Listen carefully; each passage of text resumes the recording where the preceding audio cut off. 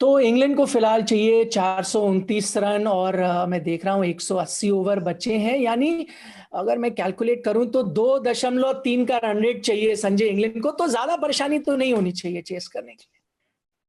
वाह, क्या ओपनिंग की आपने निखिल। इसको कहते हैं ना, जैसे इंग्लिश में कहते हैं टंग इन चीक, तो हिंदी हाँ, में क्या कहते हो, अगर जबान गलों गाल पर में। नमक छिड़कना। हाँ जी, हाँ जी, हाँ। तो ये पूरा सर्वाइवल का गेम है, लेकिन जिस तरह से टेस्ट क्रिकेट आजकल चल रही है, जो रूट अभी भी क्रीज पर हाँ। कायम है, और बेन स्टोक्स करके एक बल्लेबाज आने वाले, तो बहुत ही हम्म। मुश्किल लगता है कि भारत कल जीतेगा। हम्म। लेकिन डॉट डॉट डॉट, ये आजकल मैं करता हूँ, लेकिन डॉट डॉट डॉट। चलिए विस्तार से बात करेंगे। आप देख रहे हैं ESPN cricket info match day. मैं हूं निखिल नाज और आपने देख ही लिया है, मेरे साथ जुड़ेंगे संजय मांजरेकर।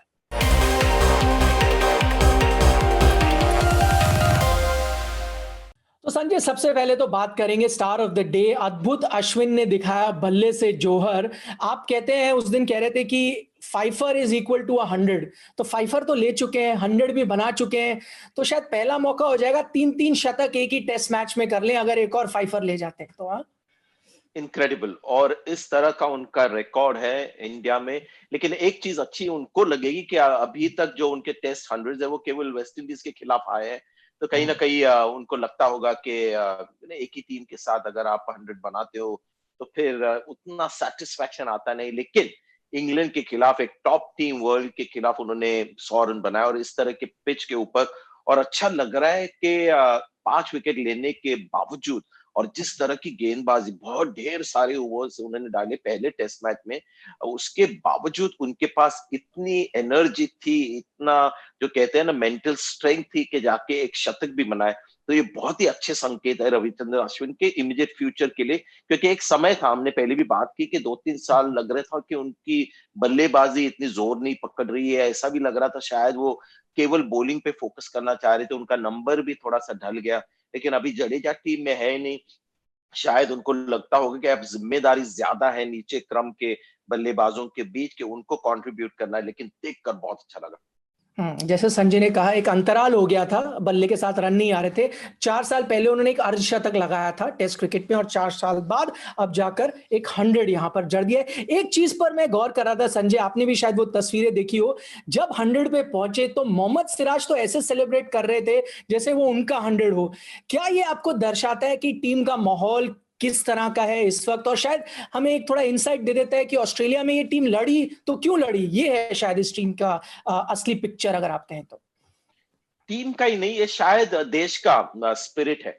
अगर हम्म। आप युवा देखेंगे, अगर आप यूथ देखेंगे इंडिया का, हर फील्ड में, सिर्फ क्रिकेट में नहीं, किसी और भी फील्ड में बहुत ही आत्मविश्वास है, बहुत ही स्पिरिट है। लगता है कि कुछ भी कर सकते हो, और कोई भी वर्ल्ड में अगर कोई बेस्ट हो तो उनको भी मैच हम कर सकते।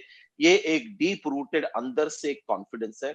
और ये जो स्पिरिट में 10 सालों से देख रहा हूँ भारतीय हम्म। टीम में, धोनी ने वो एक कायम किया था। उसके बाद विराट कोहली जब होते हैं कप्तान, तो कोई भी प्लेयर अपना स्पिरिट थोड़ा 1 मिलीमीटर भी ड्रॉप नहीं कर सकता, इतने वो हावी रहते प्लेयर्स के ऊपर। मोहम्मद सिराज ऊपर से थोड़ा ज्यादा उत्साहित क्रिकेटर है, हमने देखा जिस तरह से बल्लेबाजी को भी आते हैं और गेंदबाजी भी कभी भी दो, तो वो आके और भी थोड़ा मूड को रंगीन नहीं कहूंगा, जोशीला हम्म। बनाते हैं। और मुझे कोई ताज्जुब नहीं और हैरानी नहीं हुई कि जिस तरह से वो खुश हुए अश्विन के शतक के साथ, उस तरह के इंसान लगते हैं। और उनका जो नेचर है, मुझे लगता है वही उनकी सबसे बड़ी ताकत है, जिससे वो इतने अभी तक कामयाब बॉलर बन गए। दूसरी एक मास्टर क्लास अश्विन के अलावा देखने को मिली टर्निंग पिच पर विराट कोहली के बल्ले से।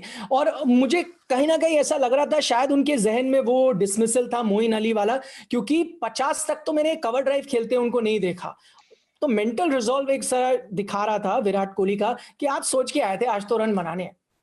देखिए, मेंटल रिजॉल्व तो उनका हमने देखा था इंग्लैंड में भी, जब हम्म। जिमी एंडरसन ने उनको ऑफ स्टंप के बाहर लगातार गेंदबाजी की। 4 टेस्ट मैचेस में उनको एक बॉल भी मिडिल लेग पे डाला नहीं। और जिमी एंडरसन के जो स्विंगिंग डिलीवरीज थे, जिस पर परेशान हुए थे वो पहले टूर में, उसके पहले जब उनका औसत सीरीज का 13 था, तो मुझे याद है कि पहले 2 टेस्ट मैचेस में हर एक ऑफ स्टंप के बाहर की बॉल को उन्होंने लीव किया। 1-2 बार जब पुश किया तो एक कैच भी ड्रॉप हुआ था। तो इससे पता चलता है कि माइंड ओवर मैटर इनके जैसा किसी और का नहीं है। तो ये उसके मुकाबले बहुत ही छोटा सा चैलेंज था, क्योंकि एक इनिंग का चैलेंज था। वो तो उन्होंने पूरे सीरीज में अपनी कवर ड्राइव संभाल के खेली थी, और एक खेली मैंने देखी same cover drive against Moin Ali, लेकिन वो बॉल बहुत ज्यादा करीब थी उनके बल्ले के नीचे। वो एक कहूंगा एक एरर था उनका, क्योंकि वो उनकी कमजोरी है नहीं। वो शॉट बहुत बार खेलते हैं विराट कोहली, और उनको हक भी बनता है अगेंस्ट स्पिन टर्निंग पिच पे वो शॉट खेलना, क्योंकि उनकी तरह बॉल के ऊपर नजर या सर किसी और बल्लेबाज का होता नहीं। थोड़े से कई कई बल्लेबाज खड़े खड़े ड्राइव मारते, शुभमन गिल में वो एक हैबिट है, लेकिन विराट कोहली हमेशा बहुत ही बॉल के ऊपर रहते, लो होके ड्राइव मारते। तो अगर अगेंस्ट स्पिन थोड़ा रिस्क लेना है तो उनका हक बनता है, क्योंकि इनकी टेक्निक अच्छी है। जो पहले इनिंग में हुआ वो शायद थोड़ा सा सरप्राइजिंग था। तीसरा जो मैं आपसे सवाल पूछ रहा हूं वो ये कि क्या भारतीय बैटिंग ने, जो हम बात कर रहे हैं विराट कोहली, आर अश्विन, क्या इसने पिच का जो विवाद है उस पर विराम लगा दिया है? क्योंकि लोग जो कह रहे थे कि इंग्लैंड इस स्थिति में इसलिए क्योंकि पिच ऐसी है, अब ऐसा लग रहा है इंग्लैंड इस स्थिति में पिच की वजह से नहीं, स्किल सेट में फर्क है दोनों टीमों के बीच इस वक्त। क्या आप इस बात से सहमत है? देखिए, कोई टीम जीतती है कोई टीम हारती है, तो स्किल सेट में और एग्जीक्यूशन में ही फर्क होता है, क्योंकि पिच तो सेम है दोनों टीमों के लिए। तो अगर इंडिया ये मैच जीती है जाकर, तो इंडिया ने बेहतर परफॉर्मेंस दी है, बेहतर स्किल्स दिखाया, एग्जीक्यूशन बेहतर है। लेकिन अगर पिच को आप आइसोलेटेड देखें, तो मेरे हिसाब से अभी भी मैं मानता हूं कि ये पिच अच्छी क्वालिटी की पिच नहीं है। हमने टर्निंग पिचेस बहुत सालों से देखते आ रहे हैं। 90s में भी हम जब खेल रहे थे, हम 3 स्पिनर्स खिलाते थे, अनिल कुंबले, वेंकट पृथ्वीराजू, राजेश चौहान, और तब भी पिचेस टर्निंग थे। लेकिन इतना क्या कहते एक बिखरने वाला पिच मैंने बहुत कम देखा है, कि 20-30 मिनट जब टेस्ट मैच शुरू हो गए, 5 दिन की टेस्ट मैच, और 20-30 मिनट के बाद जब सरफेस एक्सप्लोड होने लगता है, तो ये अच्छा पिच है नहीं।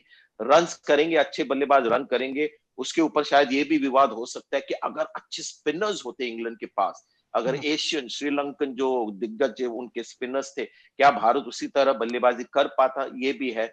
और ये ना भूलिए कि हम बंबई में बहुत सारी क्लब मैचेस होती है, और एक जी डिवीजन भी होता है हमारा कांगा लीग में। वहां पे तो एकदम बदतर पिचेस होते हैं, लेकिन वहां पर भी बल्लेबाज रन भी बनाते हैं और विकेट्स भी लेते हैं। तो वो काम तो चलता है, गेम तो चलता है, लेकिन पिचेस को अगर आइसोलेशन में देखे तो मैं तो बहुत ही डिससेटिस्फाइड हूँ, थोड़ा सा निराश हूँ पिच देखकर इस टेस्ट मैच। क्योंकि आप इंग्लैंड के गेंदबाजों के बारे में बात कर रहे थे, जब हम स्किल सेट्स भी यहाँ पर डिस्कस कर रहे थे, क्या कसी हुई गेंदबाजी नहीं कर पाए इंग्लिश स्पिनर्स? क्योंकि ये चीज आपने भी बात करी थी कि अश्विन तो विकेट ले रहे हैं, लेकिन बाकी गेंदबाज और जो है वो साथ दे रहे हैं, एकदम नपी तुली गेंदबाजी हो रही है, कोई फ्री टाइम नहीं मिल रहा बल्लेबाजों को रिलैक्स होने के लिए। क्या इंग्लिश गेंदबाज जो हैं वो इस तरह के लीवे दे रहे थे भारतीय बल्लेबाजों को? देखिए, पहले टेस्ट मैच में टैक्टिकली बहुत ही बढ़िया उनके लिए मैच रहा, लेकिन सेकंड टेस्ट में ये कहूंगा कि एक तो स्पिनर्स ने इतनी अच्छी गेंदबाजी नहीं की, खासतौर पे मोइन अली, क्योंकि मुझे लगता है जैक लीच अपने एबिलिटी से जितना कर सकते थे उन्होंने किया। क्योंकि इस पिच पे चाहिए अक्षर पटेल जैसी स्पीड, जो हमने देखी कि 90s में कंफर्टेबली डाल रहे थे, 100 के करीब उनकी स्पीड थी और एक्यूरेसी भी थी। मोइन अली हल्के से डिसअपॉइंटमेंट रहे। और दूसरी जो मुझे लगता है एक टैक्टिकल ब्लंडर कहूंगा, यानी बहुत बड़ी गलती ये थी कि अगर आप देखें तो पहले इनिंग में 96 ओवर्स किए गए, उस इनिंग में उसमें से 67 ओवर स्पिन के थे, और सेकेंड इनिंग में 86 ओवर्स किए टोटल, उसमें से 70 ओवर स्पिन के थे। तो बहुत ज्यादा स्पिन इंग्लैंड ने किया पिच को देखकर। और जब आपके एक स्पिनर है जो फर्स्ट इनिंग में 4 के ऊपर प्रति ओवर दे रहे हैं, तो उस स्पिनर से ओवर्स कम कराने चाहिए। और सेकेंड इनिंग में दोनों ने मिला के 7 से ऊपर ओवर्स किए हैं। तो अगर फास्ट बॉलर ज्यादा ओवर्स करते तो शायद विकेट्स इतनी जल्दी नहीं आती, लेकिन मुझे यकीन है कि जो रन्स बने हैं वो जरूर कम बनते हैं। तो ये जो स्टुअर्ट ब्रॉड और ऑली स्टोन को जो उपयोग उनका किया, या ऑलमोस्ट उनका उपयोग नहीं किया, बेन स्टोक्स ने तो हार्डली 2 ओवर के इस टेस्ट मैच में, तो ये रणनीति मुझे समझ में नहीं आई। और इसमें कोई दो राय नहीं मेरी कि सीमर्स को बहुत ही अंडर बोल किया इस टेस्ट मैच। तो गेंदबाजी की रणनीति, जैसे संजय कह रहे हैं, उनको समझ नहीं आई। बल्लेबाजी के नजरिए से उनकी रणनीति पे बात कर लेते हैं इंग्लैंड की। कार्यक्रम के शुरुआत में तो मैंने थोड़ा सा मजाक किया संजय, लेकिन अब मैं गंभीर होकर आपसे ये पूछ रहा हूं कि अब अश्विन और अक्षर के खिलाफ क्या कर सकते हैं इंग्लैंड बल्लेबाज? क्या लॉरेंस जो थोड़ा बहुत दिखा रहे हैं कि अब आप एक जगह फंसे रहेंगे तो कुछ मौका नहीं मिलेगा, तो थोड़ा अटैकिंग खेलें, क्या ये हो सकती है अप्रोच? अभी प्रॉब्लम इंग्लैंड को निखिल ये है कि सुबह जब गेम शुरू होगी तो पिच में थोड़ी सी बाइट होगी। तो एक तो है टर्निंग पेज बहुत मुश्किल है, लेकिन सुबह के सेशन में थोड़ा पकड़ जाता है, अंडर कवर रहता है, रात की ठंड की वजह से भी चेन्नई में इतनी ठंड पड़ती नहीं, लेकिन पिच थोड़ा सा ग्रिप हो जाता है और जब धूप मिलती है तो बिखरने लगता है और स्लो हो जाता है। तो पहले सेशन में और भी मुश्किल होगा इंग्लैंड के लिए, और गेंद भी काफी नई है, तो ये सब भारत के लिए परफेक्ट सूटेबल एकदम हो गया। जैसे परफेक्ट स्टॉर्म कहते हैं ना, वैसे इंग्लैंड के लिए कल सुबह परफेक्ट स्टॉर्म वेटिंग रहेगा। तो ये जो रणनीति हमने देखी वो सही रणनीति है, क्योंकि इस पिच के ऊपर अगर आप ऐसे ही खेलते रहेंगे, खास तौर पे पहले सेशन में, तो एक गेंद तो जाने वाली है जो आप कंट्रोल नहीं कर पाएंगे।